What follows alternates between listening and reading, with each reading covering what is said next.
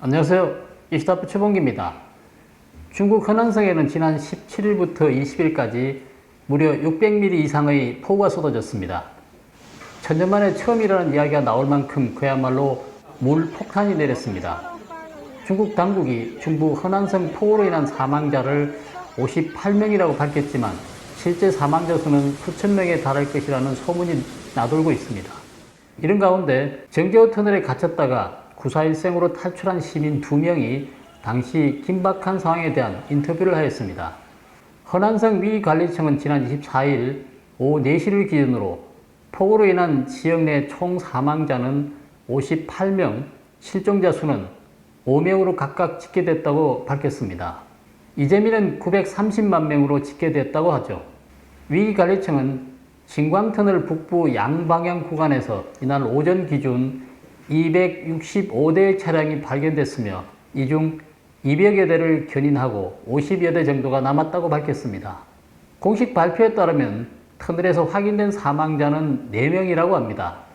정제호시에는 지난 17일 오후 6시부터 20일 오후 6시까지 사흘간 총 617.1mm의 어마어마한 양의 비가 쏟아졌습니다. 특히 20일 오후 4시부터 약 1시간 동안 최대 201.9mm의 폭우가 집중되었습니다. 목격자들에 따르면 터널은 단 5분 만에 침수됐다고 합니다. 그러나 폭우만으로는 터널 침수가 설명되지 않는다는 게 현지 주민들의 생각입니다. 터널 인근에 산다는 한 네티즌은 SNS에 그날 오후 5시까지 터널을 통행하는 차량은 정상 운행했다.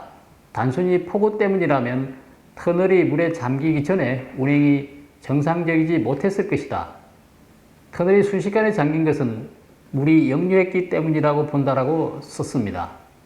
이어 정제호시에서 남북을 오가려면 기본적으로 이 터널을 거쳐야 한다. 비 오는 날에는 곧장 정체돼 차간 거리가 매우 좁혀진다며 터널 중간에 갇힌 차량을 생각하면 사망자가 세 자릿수에 그치지 않을 것이라고 덧붙였습니다. 이날 중국 웨이보 등 소셜미디어에는 터널 주변에서 촬영된 2편의 영상이 급속하게 공유되기 시작했습니다. 2편 모두 높은 곳에서 내려다보는 구도로 찍혔고 당국의 감시를 피해 주민들이 몰래 촬영한 것으로 추정됩니다. 한 영상에서는 견인 트럭이 굴절버스를 터널에서 끌고 나오는 모습이 담겨 있습니다. 굴절버스는 2대의 차량을 연결한 차량으로 연결 부위에 굴절 장치가 있어서 커브를 돌 수가 있습니다. 노선에 수용 인원이 많은 굴절버스를 투입한 것은 그만큼 이용객이 많다는 의미죠. 견인된 버스가 터널의 출구 쪽에 가까웠는지는 확인되지 않고 있지만 만약 터널 중간이었다면 승객 전원이 물에 차오르는 상황에서 오르막길 1km를 5분 남짓한 시간 만에 탈출했다고 보기는 어렵습니다.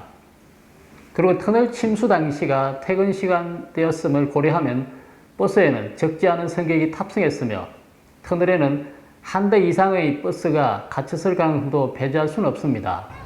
이날 공유된 또 다른 영상은 야간에 촬영된 것으로 보입니다. 이 영상에는 대형 트럭이 천천히 이동하는 모습이 담겨져 있습니다. 트럭의 적재 부분에는 흰색 자루처럼 보이는 덩어리들이 촘촘히 실려 있었다고 합니다.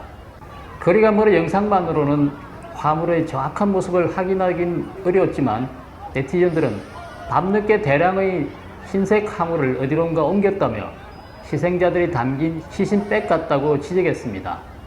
온라인 게시판에는 구조작업에 참가한 한 견인 트럭 운전기사가 침수된 터널에서 6,300구 이상의 시신을 목격했다고 말했다가 해고됐으며 공안에 의해 휴대전화를 압수당했다는 소문도 떠돌고 있습니다.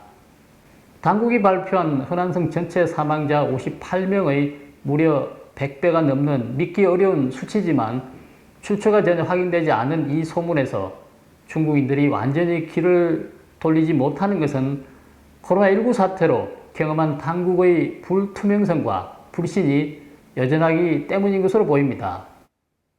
터널에서 실종된 가족을 찾는 한 사이트에는 130건의 실종 신고가 게재되어 있습니다. 당국이 발표한 지역 전체 사망자 수보다 2배 이상 많은 수치죠.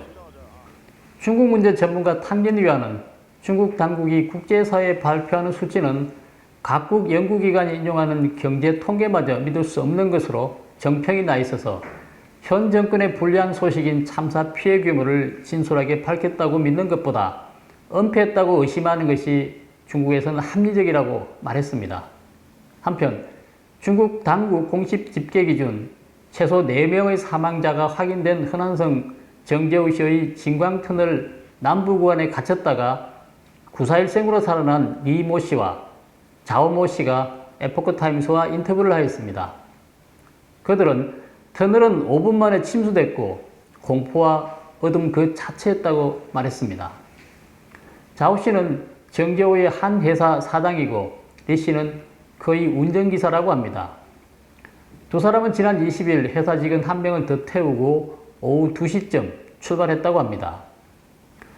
운전기사 리 씨는 진광터널 북부구간에서 출구로 나와 우회전하면 롱하이인데 롱하이 쪽 출구에 터널 관리소 직원이 못 나가게 막고 있었고 그들은 경찰 아니면 못 지나간다고 버티고 있어서 어쩔 수 없이 직진할 수밖에 없었다고 말했습니다.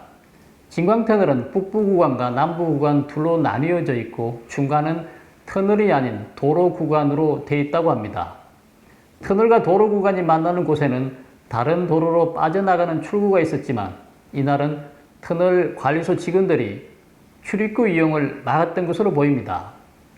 리 씨는 관리소 직원의 지시대로 직진해 남부 구간으로 진입하는데 갑자기 차량 뒤쪽인 북쪽에서 물이 밀려왔다고 합니다. 그리고 터널 내부 하수구에서도 동시에 물이 차오르기 시작했다고 합니다. 차는 뒤로 후진할 수 없었고 앞에는 하수구에서 물이 마구 치솟았다고 말했습니다. 그는 앞쪽으로 차가 약 7, 80대 정도 보였지만 차를 버리고 빨리 탈출하는 수밖에 없었다고 했습니다. 그런데 리 씨는 수영을 못하기 때문에 그의 사장인 자오 씨에게 동성 직원과 함께 탈출하라고 했다고 합니다. 그러나 자오 씨는 리 씨만 버리고 탈환할 수 없다며 같이 차에 남아서 구조대에 전화를 걸어 구조 요청을 했다고 합니다. 구조대와 전화 연결이 되지 않아 각자 가족에게 구조대에 연락해 달라고 요청했지만 그것도 별 효과가 없자 그들은 그대로 기다릴 수만 없어서 자력 탈출을 하기로 했다고 합니다. 그들이 차량 썬루프를 열고 자동차 지붕으로 오르자마자 차가 둥실 떠오르기 시작했다고 합니다. 차는 물살에 밀려 순식간에 경사진 터널 안쪽으로 움직였다고 합니다. 당시 물살의 위력이 짐작이 됩니다. 차는 터널 내벽 한쪽과 부딪히면서 쓸려 내려갔고 세 사람은 내벽과 천장이 만나는 모서리 부근에 설치된 파이프라인을 움켜쥐고 매달렸다고 합니다. 세 사람이 터널 안으로 휩쓸리는 것을 가까스로 피하려는 순간 터널 안은 정전이 되며 어둠 속에 빠져들었다고 합니다. 세 사람은 파이프를 붙잡고 차가 진입했던 입구 쪽으로 조금씩 거슬러 올라나가다가 하늘로 뚫어놓은 항기구까지 갈 수 있었다고 합니다. 그곳을 빠져나갈 때는 물이 거의 천장까지 차올랐다고 하죠. 리 씨는 우리가 모두 탈출할 때 물은 터널 천장을 넘어 항기구까지 찼다고 말했습니다. 세 사람이 항기구를 통해서 터널을 빠져나오는 장면은 터널 주변 육교에 있던 사람들이 촬영해 인터넷에 공유하기도 했습니다. 이 영상은 세 사람의 말이 사실임을 입증하는 증거이기도 합니다. 가까스로 터널에서 탈출했지만 이미 주변 도로도 침수되어 있어서 위험한 상태였기 때문에 그들은 걸어서 안전한 곳으로 이동해야 했습니다. 그들은 한참을 걸어 안전한 곳으로 이동했는데 그곳은 진광터널 북부 구간의 남단 출입구에서 도보로 20여 분 떨어진 철도국 직원 아파트였다고 합니다. 그곳에는 이미 70여 명의 주민들이 대피해 있었습니다. 세 사람은 그곳에서 하룻밤 휴식하고 다음날 21일 맨발로 2~3시간을 걸어서 귀가했다고 합니다. 자오 씨는 마비 증세가 나타나 현재 집에서 휴식 중이고 함께 탈출한 직원은 상태가 위중해 병원에 입원해 치료를 받고 있다고 합니다. 이 씨도 지금 회복 중이라고 전해지고 있습니다. 자오 씨는 이번 폭우는 천재지변이지만 인명피해는 인재라고 주장하고 있습니다. 그는 터널에서 탈출하기 전에 구조대에 전화를 걸었지만 아무도 오지 않았고 범죄 신고 110번가 연결됐지만 알았다고만 하고는 끊었다고 했습니다. 그는 또 대피소에서 뉴스를 봤는데 밤늦게 구조대가 왔다고 했지만 지방 구조대인 것 같았고 정부 구조대나 경찰 구조대는 아니었으며 구조가 늦어지면서 인명피해가 커졌다고 주장했습니다. 이런 와중에 중국 허난성 정저우시의 터널 일대에 계엄령이 내려졌다는 발언이 나왔다가 논란이 되자 삭제되는 해프닝도 있었습니다. 홍콩 봉황위성TV의 진행자 겸 기자 후링은 지난 23일 오전 자신의 웨이보에 우리 기자가 하룻밤을 현장에서 대기해야 했다. 정저우 진광 일대에 계엄령이 내려졌다. 사진 촬영이 금지됐다. 피해자 숫자를 오늘 업데이트해야 하는데 라고 썼습니다. 봉황위성TV는 홍콩판 CCTV로 불릴 정도로 중국 정부와 공산당의 친밀한 성향을 나타내는 방송사입니다. 후링이 이 같은 소식을 웨이보에 올리자 중국 온라인에서는 극단적 공산당 옹호 네티즌들의 격렬한 반발이 이어졌습니다. 후링의 웨이보에는 헛소리다, 특종을 내리고 사망자가 나오기만을 기다린다는 댓글이 달렸습니다. 현재 이 게시물은 삭제되었습니다. 중국 당국이 진광터널 일대의 계엄령을 선포했는지는 현재 확인되지 않고 있습니다. 인민일보나 신화통신, CCTV 등 관영 매체나 현지 언론에서도 계엄령 선포에 관한 보도는 찾아볼 수가 없기 때문입니다.